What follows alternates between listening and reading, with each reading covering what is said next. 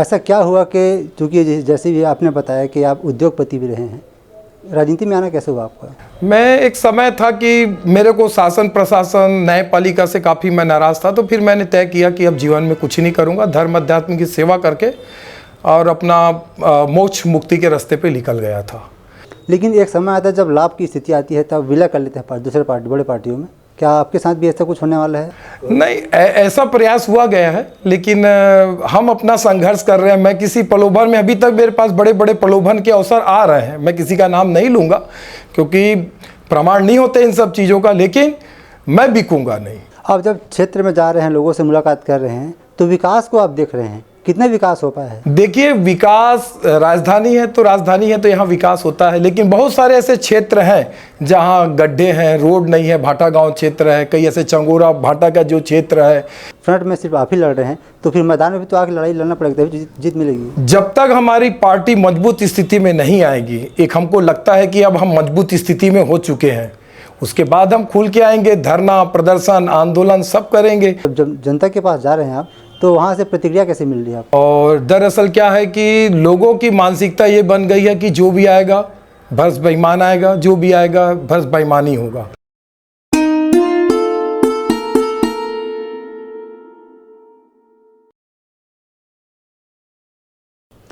एक बार फिर राजधानी में राजनीतिक विषाद बीत चुके हैं।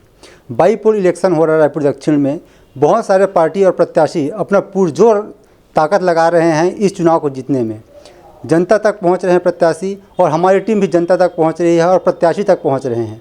जनता की आवाज़ और सवाल को उनके सामने रख रहे हैं और प्रयास कर रहे हैं कि उद्देश्य क्या है चुनाव लड़ने के पीछे, और वास्तविक में जो मुद्दे होना चाहिए चुनाव का, उसमें कितने सक्रियता से प्रत्याशी भूमिका निभा रहे हैं। आज के कार्यक्रम में हमारे साथ मेहमान हैं धूम पार्टी के राष्ट्रीय संस्थापक नीरज सैनी पुजारी जी। आपका बहुत बहुत स्वागत है। धन्यवाद। जय हिंद, जय भारत, जय छत्तीसगढ़, जय जोहार। राजनीतिक चर्चा में आगे बढ़ेंगे, उससे पहले हमारे लिए और साथ साथ यहाँ की जनता के लिए हम जानना चाहते हैं कि कौन है नीरज सैनी जी। थोड़ा सा इसके बारे में आगे। मैं नीरज सैनी पुजारी, मैं श्री शीतला माता मंदिर माँ धूमावती सिद्धपीठ पुरानी बस्ती रायपुर का पीठाधीश्वर महाराज स्वामी पुजारी हूँ।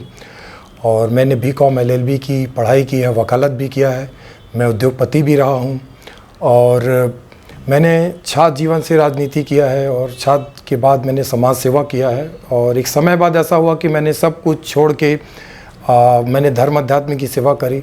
फिर मुझे ऐसा लगा कि हम योग्य काबिल हैं तो हम देश हित, जनहित, न्याय हित के लिए काम करें। और मैं 2018 में चुनाव लड़ा, और मेरा जो मूल मुद्दा है वो भ्रष्टाचार और तानाशाही को ख़त्म करना और जनता राज लाना। आज जो हमारा समाज है, हमारे देश के लोग हैं, ये भ्रष्ट बेईमान नेताओं के गुलाम हैं, और मैं इसको प्रमाणित भी कर सकता हूं, क्योंकि मैं आज हमारे पूरे छत्तीसगढ़ हो, चाहे पूरे भारत राष्ट्र हो, चाहे दक्षिण की विधानसभा हो, चाहे रायपुर लोकसभा के क्षेत्र हो, मैं सभी जगह अपने अपने तरीके से प्रचार प्रसार कर रहा हूं। लेकिन जनता में इतनी साहस नहीं है कि अपने प्रत्याशी से शपथ पत्र मांग सके। मैं निरंतर प्रयास कर रहा हूं, शपथ पत्र नहीं तो वोट नहीं, शपथ पत्र नहीं तो राजकीय पद नहीं का अभियान चला रहा हूं। लेकिन लोगों में साहस की कमी है कि एक ईमानदार राजभक्त नेता के चयन करने के लिए उस शपथ पत्र को समर्थन करे, और प्रत्याशी से, सभी दलों की प्रत्याशी से शपथ पत्र मांगे अपनी ईमानदारी राजभक्ति का। जोगी पार्टी भी अपने चुनाव कैंपेन शपथ पत्र के साथ जारी करता है, तो जैसे कि आपने बताया कि मैं भी करता हूँ, एक और पार्टी है जो आपके साथ खड़ी है।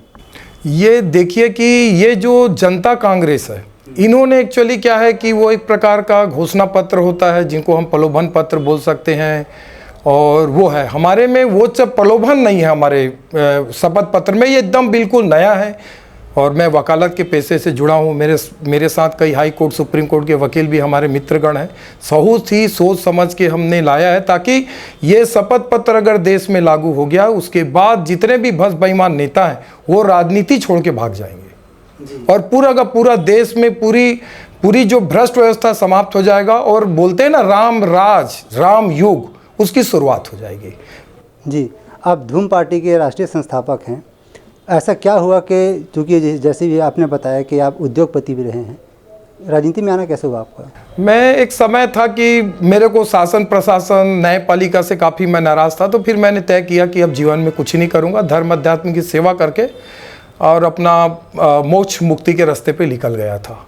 लेकिन मैंने जो भ्रष्टाचार को देखा और जब मेरे को भी न्याय नहीं मिला शासन प्रशासन न्यायपालिका से, फिर मैंने पुनः अपना तय किया कि अब मैं राजनीति में आऊँगा और भ्रष्ट बेईमान नेताओं का पूरा राज समाप्त करूँगा। मेरा लक्ष्य उद्देश्य है, चाहे मेरी जान भी चला जाए और मेरे साथ कभी भी मेरी हत्या हो सकती है। मेरे लिए काफ़ी शिकंजा कसा जा रहा है प्रमुख दलों के द्वारा और मैं काफ़ी लोग जो मेरे साथ आए उनको खरीद भी लिया गया और अभी भी है तो हमने काफ़ी लोगों को अंडरग्राउंड रखा हुआ है। जिस प्रकार से 1857 की लड़ाई लड़ी गई थी गोपनीय रूप से, अंदर ही अंदर काम चल रहा था। धूमसेना का जो है अंदर ही अंदर काम ज़्यादा चल रहा है, लोगों को अंदर अंदर जुड़ा जा रहा है, उनको अंडरग्राउंड रखा गया और फ्रंट में आके मैं अकेले आ रहा हूँ ताकि अगर मेरे को मारे भी तो मेरे अकेले को मारे और मेरा लड़ाई ख़त्म नहीं होना चाहिए। और अगर मैं मर भी गया तो समझिए कि ये पार्टी और ज़्यादा हिट और सक्सेस हो जाएगी। धूम जो पार्टी है, धूम पार्टी, इसका एक्चुअल में ऑब्जेक्टिव क्या है?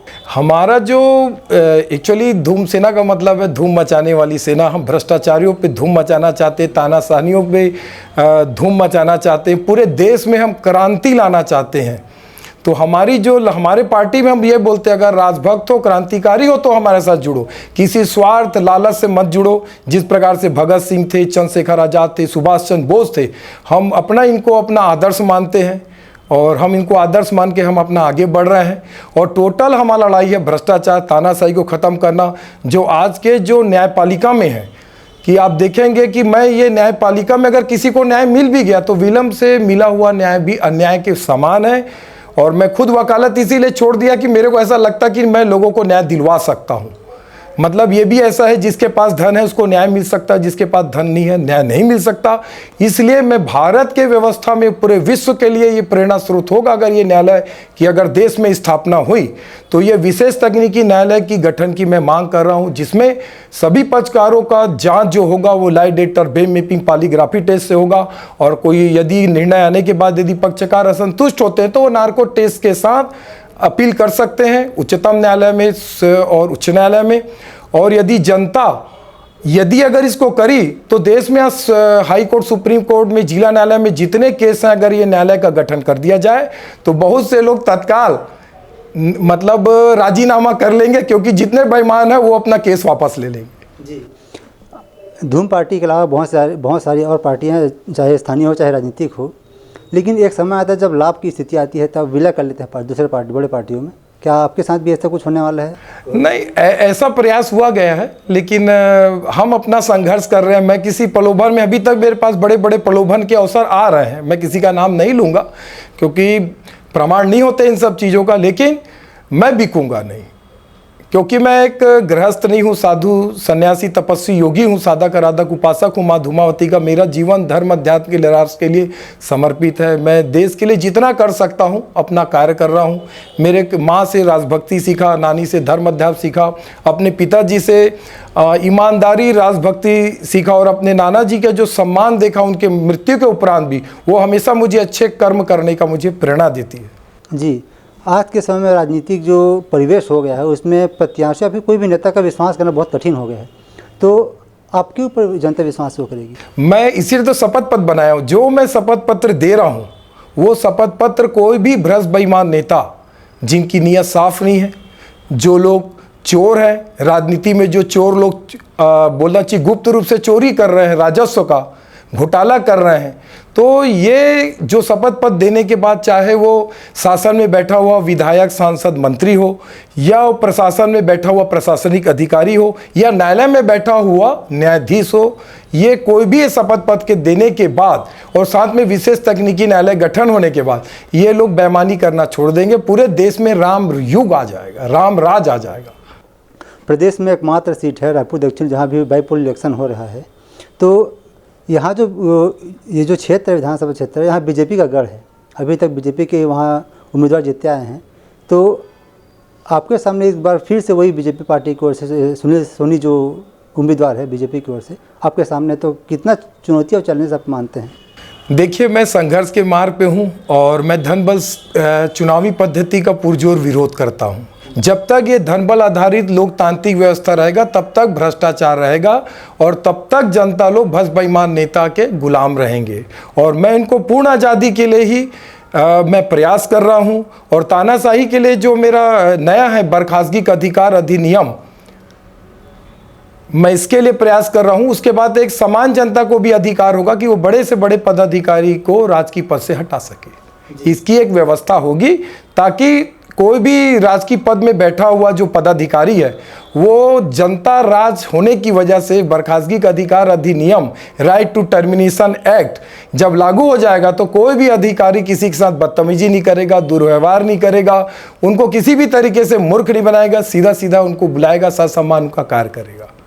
आप जब क्षेत्र में जा रहे हैं, लोगों से मुलाकात कर रहे हैं, तो विकास को आप देख रहे हैं, कितना विकास हो पाया है? देखिए, विकास राजधानी है तो यहाँ विकास होता है, लेकिन बहुत सारे ऐसे क्षेत्र हैं जहाँ गड्ढे हैं, रोड नहीं है। भाटा गांव क्षेत्र है, कई ऐसे चंगोरा भाटा का जो क्षेत्र है, जिस एरिया में आप चले जाएंगे कई ऐसे रोड है जहाँ गड्ढे हैं, कई ऐसे गड्ढे हैं जहाँ पे कभी भी किसी का दुर्घटना हो सकता है, किसी की मृत्यु हो सकती है। तो ये सब चीज़ों के लिए जो होना चाहिए, कई जगह सही ढंग से नाली नहीं है, उसका व्यवस्था होना चाहिए। स्कूल को मॉडल स्कूल होना चाहिए, जितनी स्कूलें हैं उसको सभी स्कूलों को मॉडल स्कूल बनाया जाए। जितने भी हमारे शासकीय चिकित्सालय हैं उनको भी एक मॉडल चिकित्सालय होना चाहिए कि एक सर्व सुविधा युक्त हो। आपराधिक घटनाएं भी बढ़ी है, इस पर भी क्या भी है आपके जो मुद्दे हैं उस शामिल है? ये एक्चुअल क्या है, ये जितने भी जो गुंडे हैं, बदमाश हैं, मावाली जिनको हम बोलते हैं, असामाजिक तत्व, ये कहीं ना कहीं राजनीतिक दलों के द्वारा, प्रमुख राजनीतिक दलों से इनका सांठगांठ रहता है। ये उन्हीं के द्वारा पोषित होते हैं, चाहे वो शराब बेचे, चाहे ड्रग्स हो, चाहे सट्टा हो, चाहे जुआ हो, सब ये राजनीतिक लोगों के संरक्षण में हो रहे हैं। सारे भूमाफिया भी इन्हीं के संरक्षण में है। और मैं इसी के लिए अपराध को ख़त्म करने के लिए, नियंत्रण करने के लिए हमने एक अपराध उन्मूलन अधिनियम की बात करते हैं, एंटी क्राइम एक्ट, और विशेष तकनीकी न्यायालय गठन। तो जो पेशेवर अपराधी हैं, ये कानून अगर देश में लागू होगा, उसके बाद समाज में स्वच्छ लोग ही रह पाएंगे। जो अस्वच्छ लोग हैं, सामाजिक तत्व हैं, उनके लिए केवल जेल रहेगा। जेल में वो लोग अपना जीवन यापन करेंगे मरते दम तक। और जिन्होंने कानून को धोखा दे के निकल चुके हैं, वो फिर से उनकी इस विशेष तकनीकी न्यायालय और एंटी क्राइम एक्ट के द्वारा पुनः उस केसों की शुरुआत होगी और उसके बाद सभी को जेल डाल दिया जाएगा। जी, अभी तक का अगर इतिहास देखें तो कांग्रेस और बीजेपी ये दोनों पार्टी के उम्मीदवार जीतते आए हैं। आप थर्ड पार्टी हैं, धूम पार्टी, तो कितना चांस या फिर जनता के प्रति जब जनता के पास जा रहे हैं आप, तो वहाँ से प्रतिक्रिया कैसे मिल रही है आपको? देखिए कि हम लोग यहाँ पे जो मतदाता हैं 2,70,000 के आसपास है। और दरअसल क्या है कि लोगों की मानसिकता ये बन गई है कि जो भी आएगा भर्स बेईमान आएगा, जो भी आएगा भर्स बेईमानी होगा। बड़ी बड़ी सब बातें करते हैं, लेकिन और मतलब जनता पूरी हताश और निराश हो चुकी है। और इन्हीं को अपना, चाहे वो भारतीय जनता पार्टी हो, चाहे भारतीय राष्ट्रीय कांग्रेस पार्टी हो, इन्होंने अपना भाग्य विधाता बना लिया है। और जब तक ये मानसिकता ख़त्म नहीं होगी तब तक यहाँ से भ्रष्टाचार खत्म नहीं होगा, कोई तीसरे दल को मौका नहीं मिलेगा। और जनता ये मान ली है कि भ्रष्टाचार खत्म नहीं हो सकता। और ये भ्रष्ट बेईमान नेता लोगों ने जनता के दिमाग में मनोवैज्ञानिक तरीके डाल रहा है, चाहे कोई भी आए भ्रष्टाचार खत्म नहीं कर सकता। और मैं दावा करता हूँ कि मुझे एक बार मौका दो, अगर विधानसभा में 89 विधायकों का अगर सर नहीं झुकाया तो फिर समझ लीजिए कि मेरा राजनीति करना व्यर्थ होगा। और मैं सर झुका के दिखाऊंगा। 89 जो विधायक है वो मेरे सामने टिक नहीं पाएंगे। एक सीट पे मेरे को जिता दीजिए, मैं एक वो के 89 पे भारी होके दिखाऊंगा। ये मेरा वचन है आपको। जी, जैसे कि आपने अभी कहा कि कुछ कारणों से हमारे जो पार्टी के कार्यकर्ता हैं वो गुप्त रूप से काम कर रहे हैं, फ्रंट में सिर्फ आप ही लड़ रहे हैं, तो फिर मैदान में भी तो आगे लड़ाई लड़ना पड़ेगा, तभी जीत मिलेगी। जब तक हमारी पार्टी मजबूत स्थिति में नहीं आएगी, एक हमको लगता है कि अब हम मजबूत स्थिति में हो चुके हैं, उसके बाद हम खुल के आएंगे, धरना प्रदर्शन आंदोलन सब करेंगे। और हमारे जितने भी हैं, जैसे हम पब्लिक फोरम की स्थापना चाहते हैं, जो मोहल्ले का जो वाद विवाद होता है वो मोहल्ले में ही पुलिस थाना में सुलझ जाए, इसके लिए हम पब्लिक फोरम की गठन की बात करते हैं। और जितनी मैं बातें करता हूँ देश ही जनहित के लिए, नए नए कानून के लिए, नए नए व्यवस्था के लिए, मैं दावा करता हूं कि इसको भारतीय जनता पार्टी और भारतीय राष्ट्रीय कांग्रेस पार्टी कभी समर्थन नहीं करेगी, क्योंकि उनका दुकान बंद हो जाएगा, भ्रष्टाचार उनका बंद हो जाएगा, उनका राजनीति का धंधा बंद हो जाएगा। जी, आकाश शर्मा कांग्रेस पार्टी की ओर से और सुनील सोनी जी बीजेपी की ओर से, दो बड़े प्रमुख पार्टी के प्रत्याशी हैं, किनको आप चुनौती मानते हैं? देखिए, चुनौती मेरे लिए दोनों है कि दोनों के वोट बैंक हैं। भारतीय जनता पार्टी ने हिंदू खतरे में, हिंदुत्व खतरे में डरा डरा के वोटों का ध्रुवीकरण कर लिया है और हिंदू डर भय से उनको वोट दे रहे हैं। महंगाई बढ़ रही है, विरोध नहीं कर रहे हैं, डर भय से उनको वोट दे रहे हैं ये लोग। और ये मैं बोलता हूं कि डरने की आवश्यकता नहीं है, उसके लिए हिंदुओं की रक्षा और हिंदू धर्म की रक्षा के लिए धूमसेना भी है। इन्होंने 10 साल के जो कार्यकाल में हिंदू सनातन वैदिक धर्म धर्मियों की रक्षा के लिए कुछ नहीं किया, केवल हिंदुओं को मूर्ख बनाया और हिंदू डर भय से मूर्ख बन रहे हैं और कुछ लोग नापसंद करने के बाद भी इनको डर भय से वोट डाल रहे हैं, तो वोटों का ध्रुवीकरण हुआ है। दूसरी तरफ जो गैर हिंदू लोग हैं, जो लोग हिंदू धर्म पे नहीं मानते, वो लोग सब कांग्रेस की तरफ हैं। तो दो तरीके से, सांप्रदायिक तरीके से दो हिस्से में बढ़ गया है राजनीतिक दल और इस तरीके से वोटों का ध्रुवीकरण हुआ है। लेकिन ऐसा नहीं है कि हमारी उद्देश्य, हम तो चाहते हैं हमारी जो पार्टी है वो सभी धर्मों को एक मानती है कि सभी के पूर्वज सनातन धर्मी थे और हम सभी को हिंदू सनातन वैदिक धर्मी मानते हैं। हमारी पार्टी सबको मानती, भले उनका मत कुछ और हो सकता है, किसी और के प्रति उनकी श्रद्धा आस्था विश्वास हो सकती है, लेकिन मैं संकल्पित हूं हिंदू सनातन धर्म और धर्म की रक्षा करने के लिए। जी, क्या लगता है आपको जो 1 महीने का समय मिलता है चुनाव लड़ने के लिए वो कम है? क्योंकि जो अगर पार्टी के साथ काम चुनाव लड़ रहे हैं उसके लिए पर्याप्त समय है, लेकिन जो इंडिपेंडेंट लड़ रहे हैं उसके लिए बहुत कम समय रहता है, तो इसमें और समय ज़्यादा दिया जाना चाहिए। ये क्या है, देश में धन बल आधारित जो लोकतांत्रिक व्यवस्था बनाया गया है ये बहुत बड़ा षड्यंत्र है और जनता को इसको समझना चाहिए कि जो नेता धन बल से लड़ रहा है, लाखों रुपए खर्चा कर रहा है, तो समझ ले कि वो राजनीति का धंधा कर रहा है। मेरे को राजनीति का धंधा नहीं करना, इसलिए मैं धन बल से नहीं लड़ता। जितना मुझे चुनाव में खर्चा करना जरूरी लगता है, जितना आवश्यक है, मैं उतना ही खर्चा करता हूं, ताकि मेरे को पद में आने के बाद कभी मेरे को भ्रष्टाचार ना अपनाना पड़े, ना कभी मैं भ्रष्ट हूं। भले मेरे को पद ना मिले, लेकिन मैं भ्रष्टाचार के खिलाफ था, हूं और रहूंगा। जी, चुनाव आयोग द्वारा 40 लाख रुपए का कोटा फिक्स कर दिया गया है। कैंडिडेट इससे ज़्यादा खर्चा नहीं कर सकते हैं, लेकिन सबको पता है 40 लाख तो सिर्फ चुनाव प्रचार में निकल जाता है, पोस्टर बैनर छपाने में। तो क्या इसके ऊपर कार्रवाई होनी चाहिए या फिर ऐसा कुछ टीम गठित होना चाहिए जो इनकी जांच कर सके? एक्चुअल स्थिति यह है कि चुनाव आयोग को कानून भारत सरकार बना के देता है और भारत सरकार में बैठे कौन लोग हैं? भस बेईमान लोग। चाहे वो सत्ता किसी की हो, चाहे वो कांग्रेस का गठबंधन हो, चाहे वो भारतीय जनता पार्टी का गठबंधन हो, दोनों ही पार्टी के गठबंधन में जो लोग नेता बैठे हैं उन्हीं लोग मिलकर कानून बनाते आ रहे हैं। सारा अधिकार सरकार के पास है, लोकसभा राज्यसभा के पास है, तो ये लोग स्वतंत्र हैं नहीं, उनके हाथ में जितना है, जितना वो कर सकते हैं अपना करते हैं। तो लेकिन जब भ्रष्टाचार को खत्म करना है तो अपना धन बल को खत्म करना पड़ेगा और नई चुनाव की व्यवस्था लानी पड़ेगी, जिसमें जनबल आप पैदा करिए, चुनाव लड़िए। और ये जो जितना बोलते हैं 40 लाख, मैं बोलता हूं सभी का नार्को टेस्ट करा लो, कम से कम 4-4 करोड़ तो निकलेगा चुनाव प्रचार में। जी, अगर आप चुनाव जीत कर आते हैं तो सबसे पहले काम क्या करना चाहेंगे आप? मैं सबसे पहले तो मैं विधानसभा के जो अध्यक्ष हैं और जो राज्यपाल है, मैं अपनी ईमानदारी राजभक्ति का शपथ पत्र थमा दूंगा कि भैया जब चाहे मेरा ईमानदारी राजभक्ति के लिए अगर कहीं किसी को संदेह है कि मैंने कोई 1 रुपया रिश्वत लिया है या कोई गोपनीय रूप से दलाली कमीशन लेके कोई संपत्ति बनाई है, तो मेरा लाई डेटर, बेमेपिंग, पॉलीग्राफी टेस्ट करा लीजिए, मेरा नार्को टेस्ट करा लीजिए, मेरी कोई भी संपत्ति बनाए हो तो उसको राजसात करा लीजिए। मैं जनता को अधिकार दे दिया हूं, क्योंकि मैं जनता का प्रतिनिधित्व करूंगा, तो जनता मुझे प्रतिनिधित्व का अवसर दे। और मैं समझता हूं कि इस वक्त कोई भी मेरे शपथ पत्र को समर्थन करने से नेता लोग भी डर रहे हैं। मेरे पार्टी में बहुत से लोग 2023 में टिकट मांगे, जब शपथ पत्र मांगा टिकट के बदले कि हम टिकट तभी देंगे जब शपथ पत्र, तो बहुत सारे प्रत्याशी भाग गए और मैं अकेला मैदान पे लड़ता रहा। मेरा शेर अकेला लड़ता है, अकेला संघर्ष करता है। और आने वाले समय में जनता आज नहीं, कल नहीं, परसों नरसों कभी ना कभी मेरी बात को समझेगी। मैं 10 साल से संघर्ष कर रहा हूं और करता हूं, करता रहूंगा। जब तक मेरे हाथ पैर चल रहे हैं, जब तक मैं जीवित हूं, मैं संघर्ष करता रहूंगा, जनता को जगाता रहूंगा। बहुत धन्यवाद, अब हमसे जुड़े बहुत चीज़ें जो शेयर किए। जाते जाते हमारे माध्यम से कुछ संदेश देना चाहेंगे चुनाव के समय है जनता को?